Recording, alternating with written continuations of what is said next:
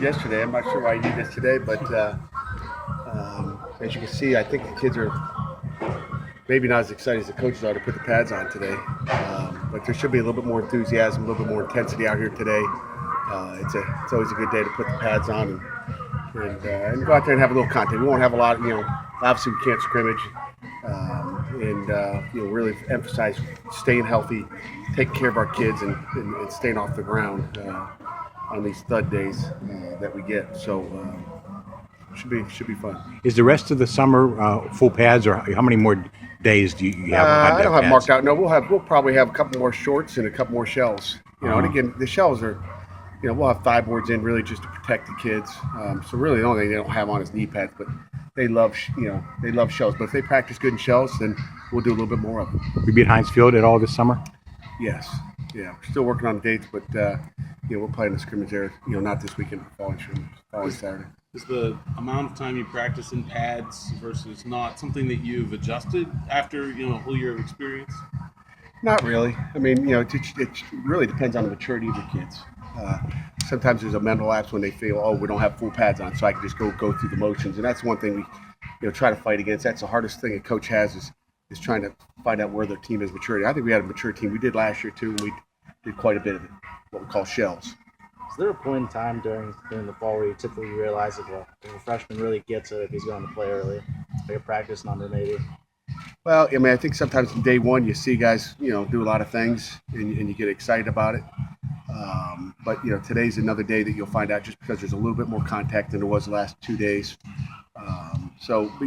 Then there's that point where they may hit the wall. You think, oh wow, they're going to play, and then they hit a wall mentally, and all of a sudden they just fall apart. The wheels fall off the car, and you have a problem there. So I mean, it's a process, and it's never going to happen just like that. You got nobody hurt the first 2 days? You're I healthy? think pretty good. What qualities and traits, Matt, do you think makes Dwayne Hendricks a good fit for this defense for your team? Well, first of all, it's not about the defense; it's about the player, and I think Dwayne would fit into a lot of defenses. It's not just our defense. I think he fit anywhere in the country. I think he's number one. He's a fun kid to coach. He's a super kid. He pays attention to coaching. He was the first one on the bus this morning over at the dorm. I'm walking out with him at whatever time it was, 5:50. The first bus 6, but he's out there ready to go. He's got his little roll thing to take care of his body and stretch out. But he's the first one over here, and he's healthy. Why is he over here? Because he cares. So he's just a fun guy to coach. And again, obviously he's a talented player. I mean, athletically he's big, he's strong, and he's physical. So it'll be, but again, he hasn't made a tackle for the Panthers yet. So there's still a lot to prove for him in the game. Yesterday, Bam talked about how he transformed his body, his diet, and everything else. Mm-hmm. He did that pretty much on his own, or his coaches give him a little nudge? That's coaches give him a nudge. We gave him a nudge for a year. That elbow starts to hurt in the side after you give it to him so many times. But Coach Andrew's done a great job with him. He's with him. Rachel, our dietitian, our nutritionist, does an unbelievable job. She eats every meal with our kids, so she's around. So she watches those guys what they have on their trays. The one thing that's different, this camp has been good so far. There's no cookies at lunch and dinner. I'm kind of disappointed a little bit. I like my cookies. So it's, I guess she's taking care of the coaches too, trying to make us a little healthier. It's hard to turn down those cookies if you walk by them, but so the desserts have been not as much, and that helps our kids out. So we really have paid attention to how you're treating your body. And, we talk a lot about the fuel you put in your body. If you put bad gas in the car, it's not going to get you here today, and it's the same thing with your bodies. Coach James sounded pretty excited walking out with his teammates, talking about maybe taking his first hits today. Are you excited to maybe see that today too? Yeah, I mean, I think you're excited for everybody. And I told him today on the way to breakfast, I said, hey, I think we're going to take you out of practice today. He looked at me like, what are you talking about? So he's ready to go, and I'm sure he's anxious. It's been a while.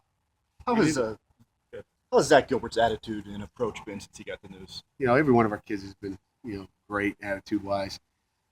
Our coaches around them every day. They're still engaged. They're still part of our family. It's really just you got to treat it like it's a knee injury or elbow injury or head injury.